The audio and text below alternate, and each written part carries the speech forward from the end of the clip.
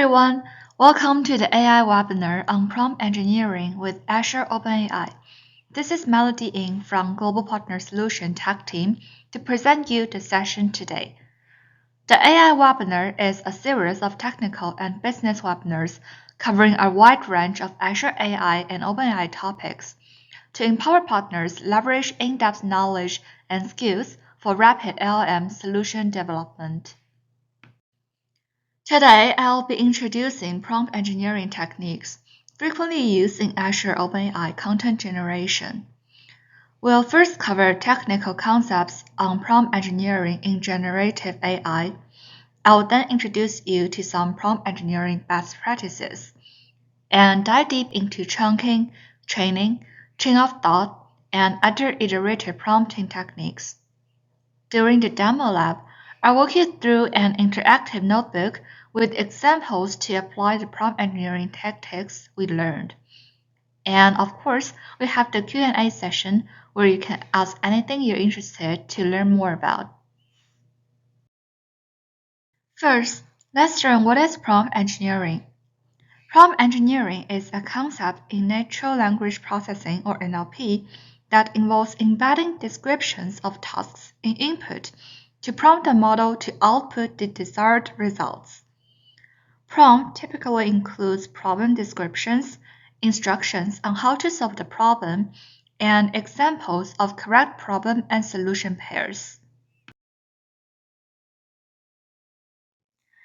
To adapt the GPT model for your task, here are many ways with different levels of gradient updates. First, there is the few-shot learning. Initially, zero-shot is where the model predicts the answer given only a natural language description of the task. One-shot learning is where, in addition to the task description, the model sees a single example of the task. And few-shot learning gives the model a bunch of examples of the task to learn. On the other hand, custom tuning involves feeding the model a large corpus of example tasks to get repeated gradient updates. We first prepare and upload training data, and then train a new custom-tuned model, and finally, you can use custom-tuned model. The benefits here include, first, higher quality results than prompt design. Second, ability to train on more examples that can fit in a prompt. Third, token savings due to shorter prompts, and also lower latency requests. On this slide, I want to share some of the most common techniques to reduce hallucination using prompt engineering. The first technique is to include instructions specially asking the model not to make up stuff and stay with facts. The second technique is to restrict the outputs. This is especially used for classification.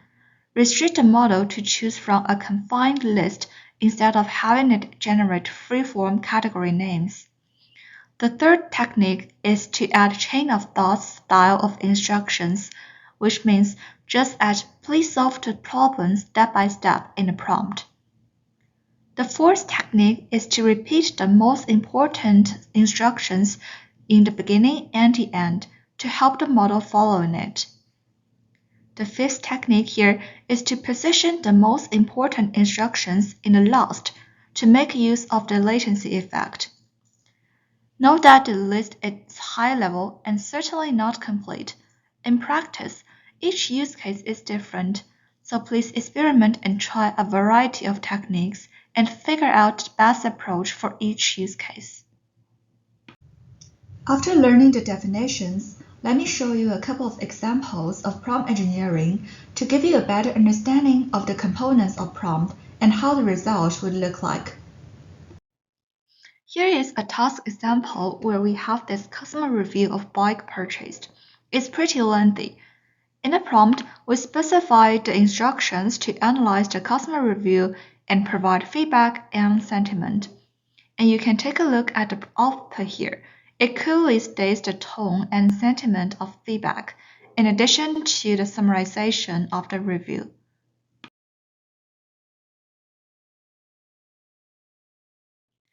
In this example, few-shot learning is applied in a message classification task. where we have three message topic class pairs for the model to generate a new topic class. So when it sees I'm trying to cook chicken with tomatoes, it gives the topic of cooking.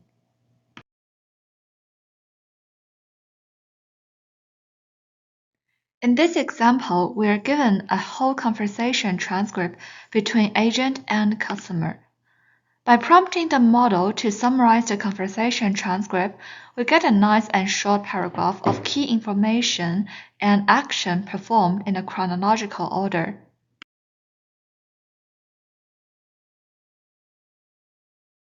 This is another few-shot example where we provide three keyword and sentence ad examples, and now the model generates a nice and short ad for the $39 t-shirt for men.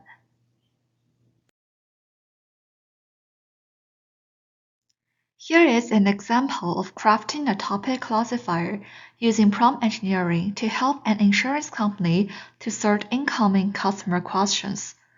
The prompt composes of three different parts: instructions, examples, and tasks, as marked by different colors. The instructions contain both high-level and detailed guidelines. The high-level guideline is to classify customers' questions and restrict the output to between 1 and 3. Detailed guideline map each topic to a number. On the examples, this prompt has one example for each topic. In practice, please feel free to add as many as you want. The last part is the task. The incoming customer question will be inserted here following the same format as previous example model has seen. The last sentence prompts the model to give an answer for the last question. Now I will show you a prompt engineering guide of best practices with detailed examples accordingly.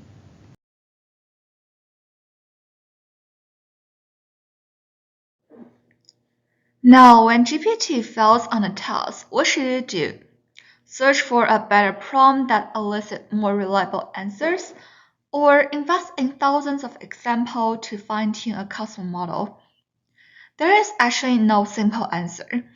Getting the model to reason and provide the desired response is an art in itself.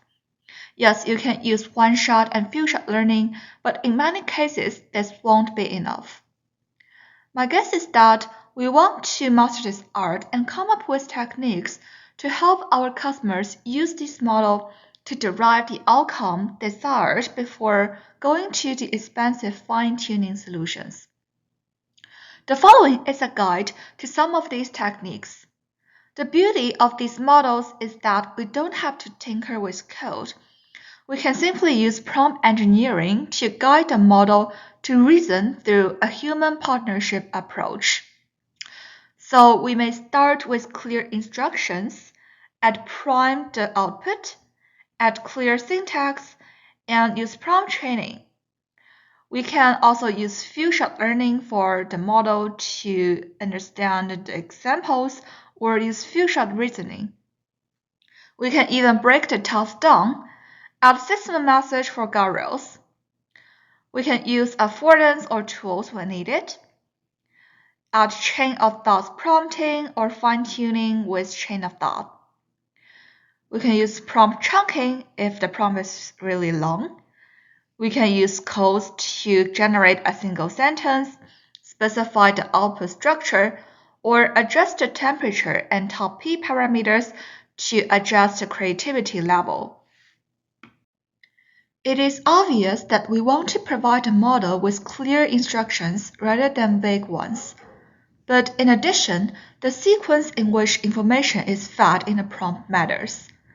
Our research suggests that telling the model the task you wanted to do at the beginning of the prompt, before sharing additional contextual information or examples, can help produce higher quality outputs.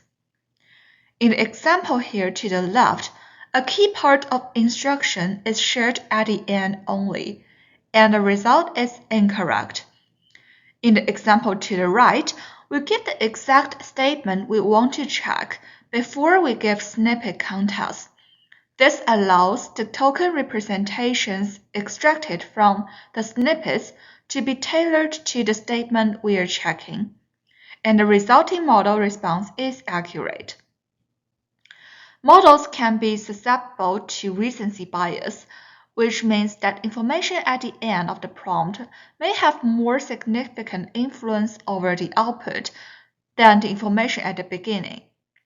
Another technique is to try repeating the instructions at the end of the prompt. Repeating it at the beginning as well in the end of the prompt leads to a higher likelihood of getting an accurate model response. Another technique is to prime the output. That is, add phrases at the end of the prompt to obtain a model response in the desired format. For example, as shown here for the particular task, it is important to commit the model to list generation process. This refers to including a few words or phrases at the end of the prompt to obtain a model response that follows the desired form. For example, using a cue such as "here is a bulleted list of key points" can help make sure the output is formatted as a list of bullet points. In the above prompt, the text "one possible search query is" prompts the model to produce an output in the form of a search query. This technique can help remove hedges that the model might typically add, such as "one possibility is." Using clear syntax for your prompt, including punctuation, headings, and section markers, helps communicate intent and often makes output easier to parse. In the example below, separators, in this case, have been added between different sources of information or steps. This allows the use of as a stopping condition for generation. In addition, section headings or spatial variables are presented in uppercase to differentiate them. If you're not sure what syntax to use, consider using Markdown or XML, since LLMs have been trained on a lot of web content in XML or Markdown. Prompt training is a technique that involves concatenating several prompts to create a more complex one that directs the model towards specific outputs. This technique is powerful for prompt engineering because it enables the creation of a more focused prompt that provide the model with more specific information to generate an output. By training prompts, the model is directed to focus on specific aspects of the task or problem at hand, improving the accuracy and relevance of the generated outputs. Additionally, it allows for integration of diverse information sources, helping to ground the model in factual information and generate more accurate and relevant outputs. In general, it's a very powerful technique for prompt engineering as it provides a flexible and customizable approach for directing models towards specific outputs, improving their effectiveness in a wide range of applications. We talked about few-shot before, but again, it's a very common way to adapt language model to new tasks to use few-shot learning. In few-shot learning, a set of training examples is provided in the prompt, and then the LLM is asked to complete one more unfinished example. In this following example, we use an instruction combined with few-shot learning, makeup puns. Choose your few-shot example carefully and ensure they cover a variety of circumstances relevant to your scenario, including edge cases. Also, as shared earlier, the LLM model can exhibit a form of recency bias. This means that the order in which the few-shot examples are provided to the model matters. If you don't want this to matter, consider sampling multiple completions from prompts based on randomized ordering of the examples or list items.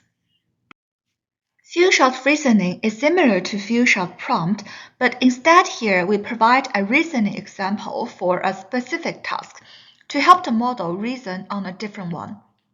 For example here, If we ask the model to answer a simple logic reasoning task, it fails. But if we provide the model with a similar logical reasoning example, it shows the model how it can solve for a different, similar logical task. Here on the right, we provide the prompt with a different example that has the same logical reasoning needed to solve the problem, and as a result, the model understands the mechanism needed to solve for the new problem.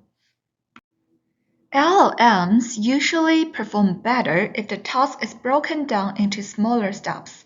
For example, in the search query generation prompt referred earlier, the prompt can be restructured so that the model is first instructed to extract relevant facts, and then instructed to generate search queries that can be used to verify those facts.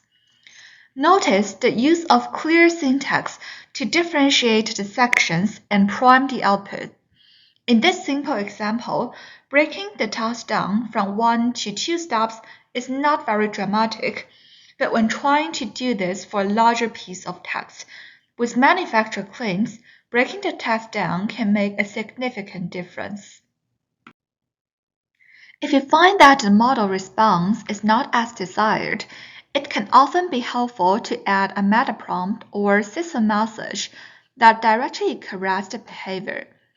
This is a directive prepended to the instruction portion of the prompt. Consider this example where the computer seems to be overly aggressive on the left. But when we added the system message of "you must be a kind and seek common ground bot," the response got a lot better. While meta prompts can often help minimize unintentional bad outputs, keep in mind they are not robust against adversarial attacks since they are vulnerable to prompt injection. Further, conditional statements explaining what the model should do if it encounters a particular circumstance are often more effective than just telling the model not to do something. Now I'm going to talk about how system message could help prompt engineering. The LLM system message framework described here covers 4 concepts. First, define the model's profile, capabilities, and limitations for your scenario. Second, define the model's output format. Third, provide examples to demonstrate the intended behavior of the model. And fourth, provide additional behavioral guardrails. Next, I'll show you some detailed examples to illustrate the framework. To demonstrate this further, you can use meta prompts or system message to provide guardrails to the model outputs. In the example here, if we ask the model what is Cosmos, it replies that Cosmos is open source blockchain decentralized network. This is not the answer that we wanted. If we provide a system message in addition to the prompt, telling the model that we only want a specific information on Microsoft products, we will get the answer we desire. The important thing to note here is that we are also telling the model not to discuss other topics that are not related to Microsoft. This is important to reduce hallucination and provide the model guardrails on what it should not respond. Sometimes we can get the LLM to use an affordance instead of relying on its own parameters for information.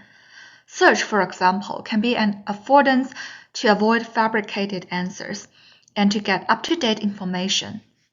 One simple way to use the affordance is to stop generation once the affordance calls are made, in other words, generated by the LLM. Then paste the outcome back into the prompt. This is an example of what the follow-up call should be after doing the search calls above. Notice how we pasted the search result into the prompt and replaced the previous search calls.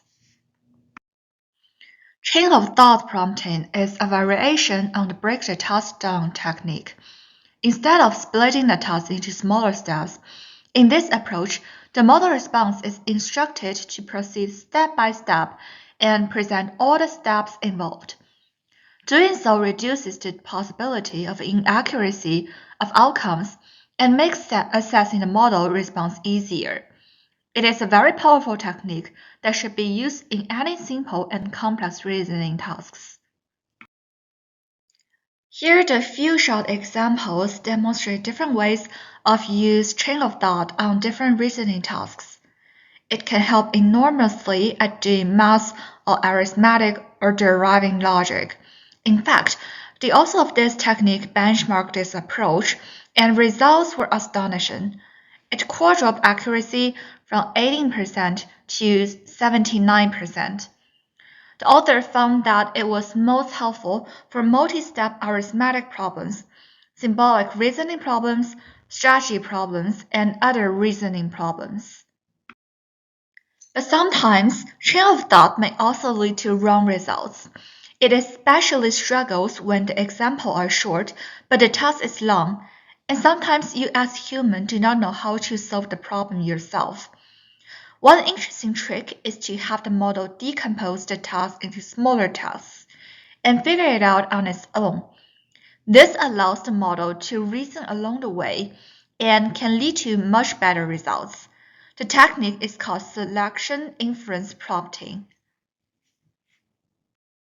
Fine-tuning is a technique used to improve the performance of a pre-trained model by further training it on a smaller, more specific dataset. Chain of thought prompting is a method that explicitly demonstrates the inferential steps involved in a target task to improve performance over end-to-end learning that focuses on target tasks alone.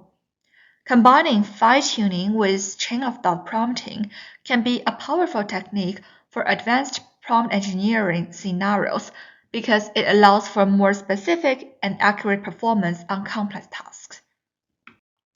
Prompt chunking refers to the process of breaking down complex information into smaller, more manageable units. This technique is vital for prompt engineers as it helps to improve the performance of large language models on complex tasks. By chunking prompts, a large language model can better understand and process the information being presented to it, leading to more accurate and specific performance.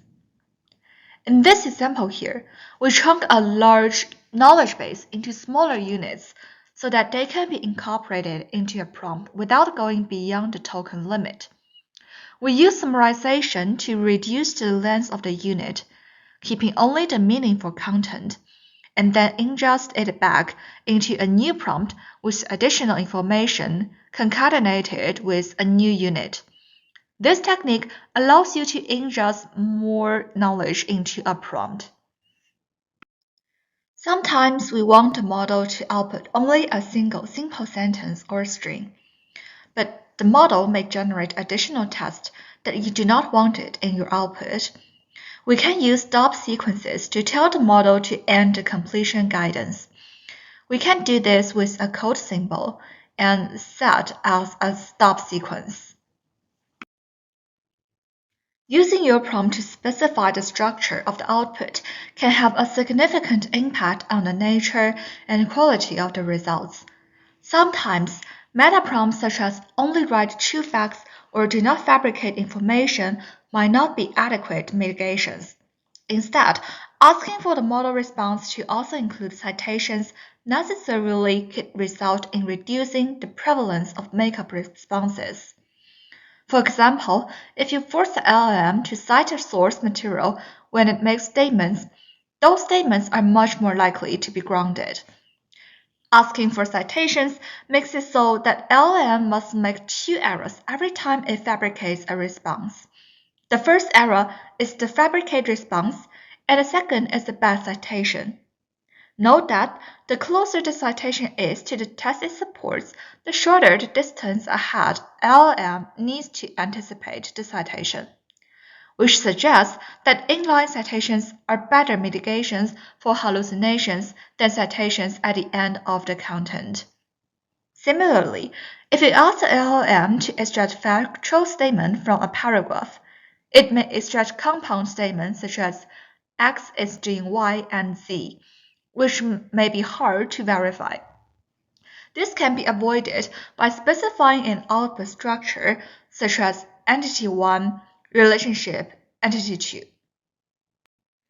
Changing the temperature parameter allows model to have different risk levels. A higher level, such as 0.7, will make the output more random and produce more divergent responses, while a lower value, like 0.2, will make the output more focused and concrete. For example, a fictional story could be generated using a higher temperature, whereas to generate a legal document, it's recommended to use a much lower temperature. In this example, we test two model responses at different temperature settings of 0.9 and 0.1, while retaining the same prompt and task. The result is pretty apparent. Top probability is another parameter and is similar to temperature in that it also controls the randomness of the model response, but it does so in a different way. This is experiment with different model responses by varying temperature and top P, but not both at a time. Now I'm going to walk you through this notebook to show you some real-time examples of prompt engineering tactics we discussed. Here are some helper functions we'll be using. They are basically calling the chat completion APIs to get the response in a nice format. Here, the get completion help create the OpenAI response using the chat model of your choice. The get completion from message does the same, but it also includes the chat history. First, let's look at the system message engineering. The users can achieve the response from models in their desired tone using adjusted the system message. Let's see. Here, in the message part, we have specified the role of assistant and user, where the user asks the assistant to tell me a joke. Let's see what it does. Basically, it's telling this joke. And by specifying the system message here, we're able to tell the assistant that you are an assistant that speaks like Shakespeare. And we have the same assistant and user input. Let's see. Now, the assistant basically speaks like Shakespeare, talking in an ancient English tone. Okay. Next, we are also able to remind the company name by editing the system message from the assistant. So in this example here, I just tell the bot that you're a friendly chatbot, and I asked that, can you remind me which company I work for? Let's see. Yeah, it said, I'm sorry, but as a chatbot, I don't have access to the personal information or memory. So how we adjust this is in the system message, we include that you talk to people who work for Microsoft. And then I greet in, and I asked if you can remind me which company I work for. And let's see, of course, as you mentioned earlier, you work for Microsoft. So this enables the bot to have the context for the users. Next, we'll look at the iterative prompting principles, where the first one is to write clear and specific instructions. The first tactic we want to look at is delimiters. So as we show here, there are all kinds of different delimiters for you to specify the context you provide to the bot. So here you can see we have a pretty lengthy text. This is the context. We run this, and then in the prompt, we say give the text delimited by the triple backticks, a newspaper title. And then I provided text in the triple backticks and have the text object that I specified before. And I call the API, and let's see. Yeah, it gives me a newspaper title, and it's based on the text I specified here for the 2020 Summer Olympics. So it's doing pretty well. Then let's look at the second tactic. Summarization, specify word counts, and extract information. Now I have this object of game review. It's also pretty lengthy. What we want to do is to summarize this with a focus on special parts of the 2020 Olympics with a word limit. So this is very useful technique when the length of your output is limited. So this is what we did. So in the prompt, I specify that your task is to generate a short summary of the report to show how it is important to Japan. And I asked it to summarize the review, delimited by triple backticks in at most 50 words, and focus on any aspect that shows difference of the event. And I give the review. Let's see. Yeah, so in the response, you can see it's a pretty short one compared to the original text. Note here, this is not exactly 50 words. So the answer can vary from time to time. And if you want it to be even shorter, just feel free to make this word count smaller. And you can receive an even shorter response from doing that. And you can see here it does what we asked, to have a short summary focused on the aspect of the difference and meaning for the 2020 Olympic to Japan. Okay, so we can also try using extract instead of summarize. You can see here in the prompt I use summarize, and in this new one I said extract the information focusing on the aspect that we're interested in, and also limit to 50 words. So this time, instead of doing the summarization, it just called the exact word from what we have in the original text. So by specifying the extract instead of summarize, we give the system clear instruction of how we want it to format the response. Either is a paraphrase or is direct quotation. Okay, now let's look at third tactic, inferring. We can ask the assistant to provide emotions, sentiments, or topics.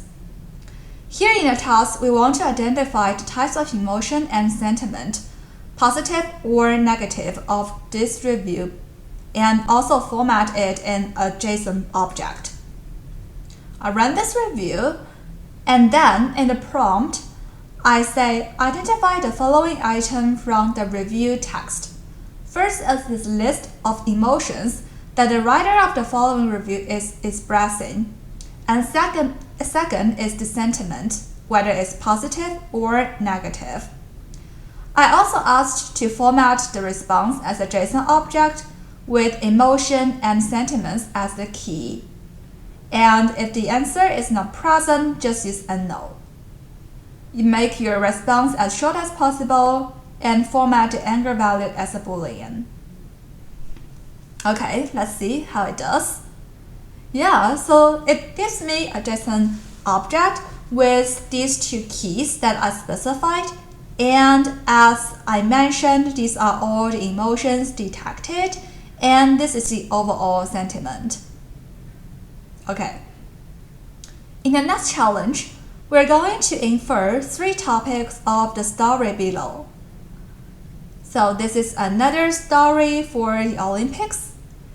And in the prompt, I asked it to make each item 1 or 2 words long and format the response as a list of items separated by commas. And I provided the story. And what I asked is to determine the 3 topics that are being discussed. Let's see how it does.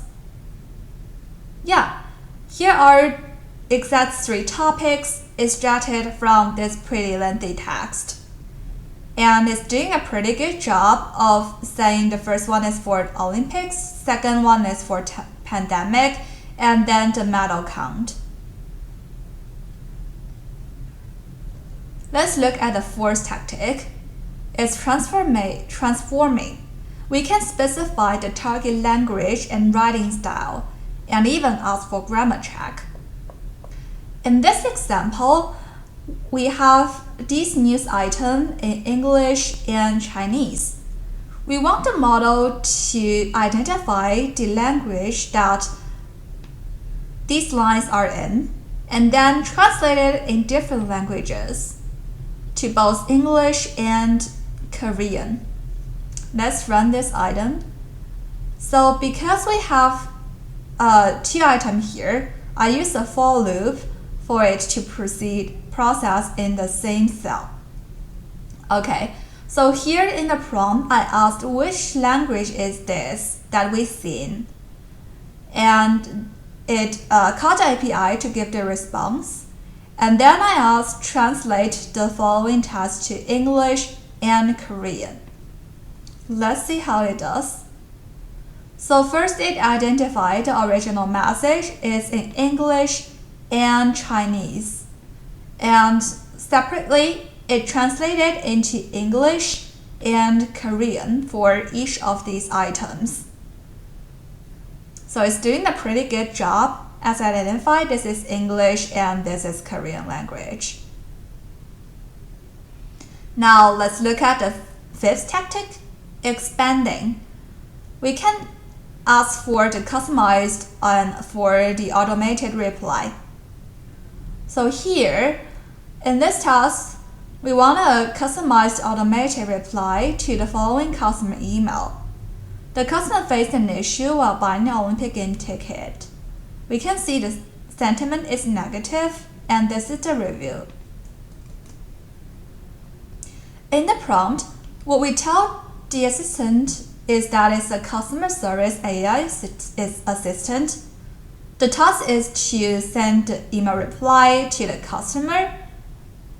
We provide the context here, and we ask to generate a reply to thank the customer if the review is positive or neutral, and apologize and suggest what they can reach out to customer service if the sentiment is negative. I ask it to make sure to use specific details from the review and write in a concise and professional tone. Sign the email as AI customer agent. Let's see.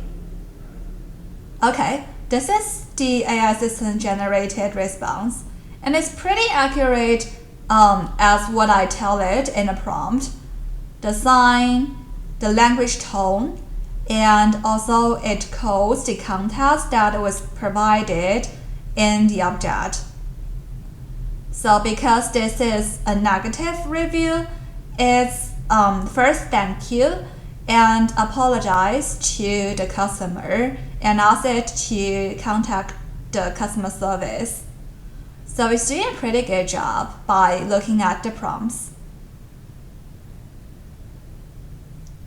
So now let's move on to the second section, which is give the model time to think.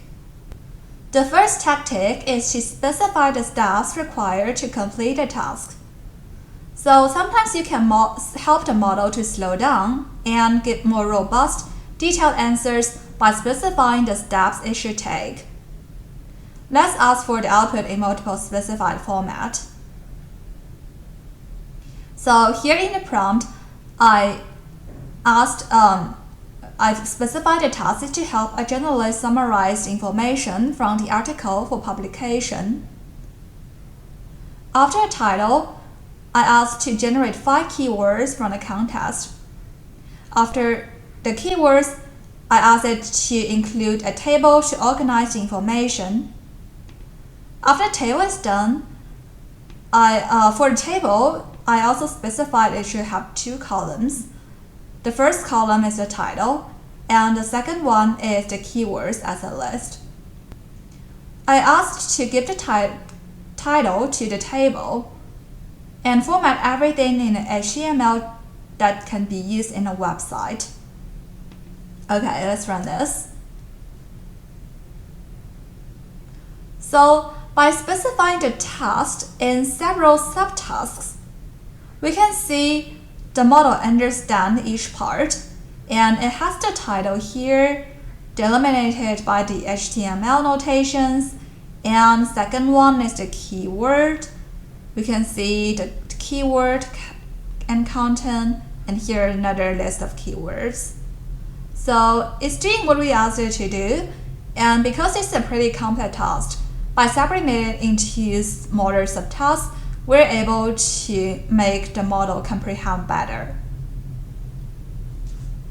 Okay, let's move on to the second tactic, to instruct the model to work out its own solution. So we have two methods here. The first one is chain of thought prompting, and the second one is chaining. So these strategies can lead to increased accuracy, detail, and the ability to work through complex challenges. Let's continue to work with the Olympic dataset. First is chain of thought prompting. Because GPT models occasionally do not do well in solving direct math problems, we can walk them through the problem by breaking the task into smaller pieces. So the first tactic is that you can start by specifically asking the model to simply think step by step. So here we have the text, and in the prompt, we asked it to take a step-by-step approach in your response, cite sources, and give reasoning before sharing the final answer in the below format. Answer is. Let's run this. So you can see the assistant is actually thinking out loud here. So it says we need to consider the number of medals by each athlete. Let's follow a step-by-step approach. First is to identify the Olympic Games held in Sydney, then determine who won most medals. And step 3 is to consult reliable sources, which is provided in the context.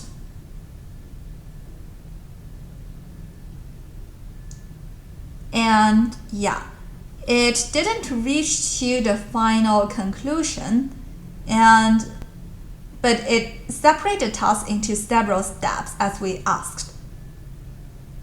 Now let's look at another example.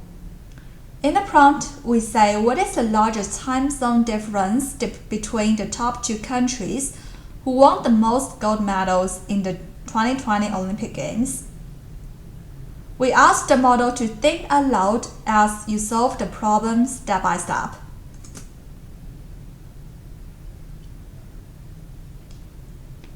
And we can see here, the assistant is thinking aloud to solve this problem. It also referred to the context where the United States won the most gold medals, etc.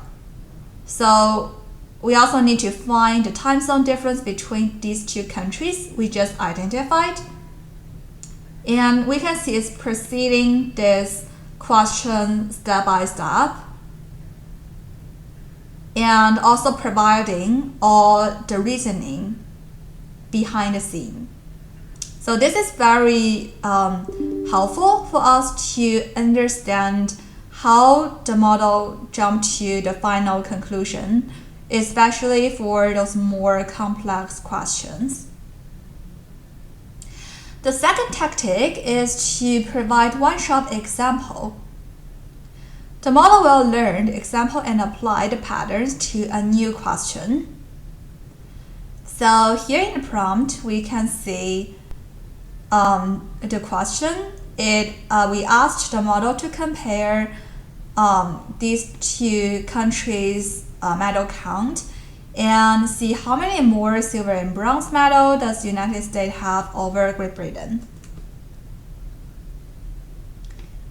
And we can see it is solving the problem, but I can tell you it is making something up here. because it's not so good at math. So what we can do to help it is to provide this one-shot example. So in the prompt, we provide a question and the answer by steps. The first step is to see there are 3 types of metals, and the second step is to do the math and calculation and the reasoning as well. So with this example of one-shot example, we ask another question, which is in the similar rationale. So we can see it follows our example by breaking the question into 2 steps, and it is also thinking aloud here.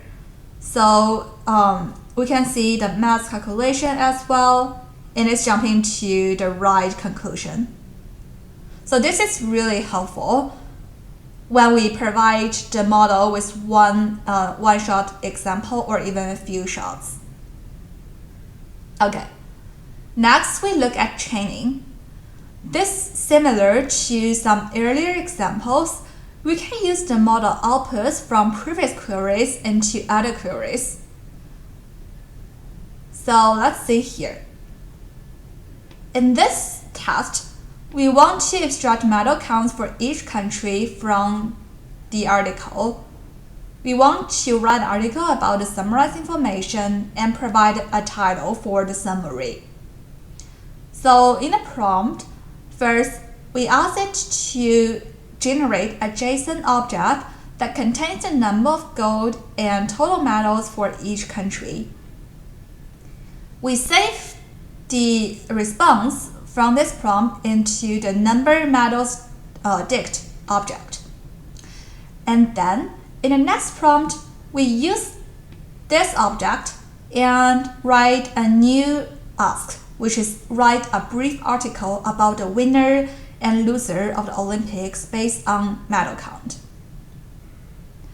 The answer of this prompt is it in the summary. This is what we want, so we print the summary out. And we also want a summarization of title in 5 words, and this is generated based on the summary. Okay, let's see how it does.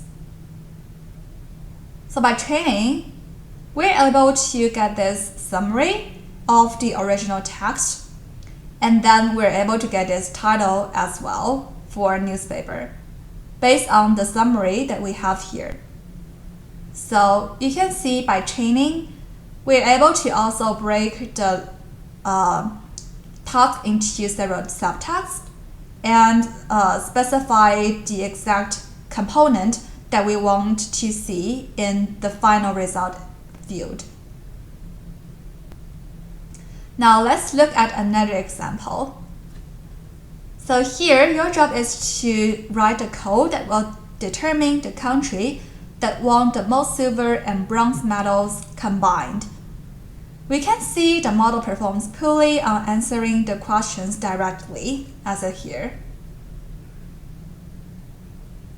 And the answer is not accurate. What we want to do is to write prompts in a cell that help the model answer the question by breaking down the task into different steps. You should be able to get the model to answer the questions in 2 to 3 steps. Here you may want to take some time to think how you want to adjust this task.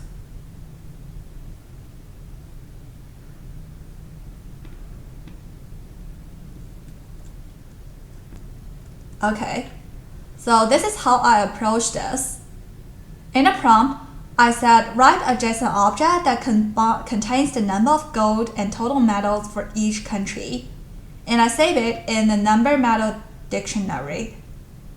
And then I asked for a new prompt to calculate the number of silver and bronze medals based on the difference between gold and total medals. And add these counts to the JSON with another key called silver bronze. Then I passed this object for my previous prompt. Now I get a new dictionary with the updated column. And then I want to identify the country with the most silver and bronze medals combined. And I passed this previous dictionary to this prompt and asked which country have the most silver and bronze medals. Okay. Let's see how it does. So as you can see, here is the JSON object that we asked. It's for Australia with the gold, total medals, silver, and bronze. And same for the Great Britain. And the model is thinking through this calculation process. And based on the updated JSON, the country with the most silver and bronze medals is United States with a total of 74 silver medals and 0 bronze medals. So it's doing the extraction correctly and it's doing the math calculation in the correct logic as well. Okay, so this is all for my demo today.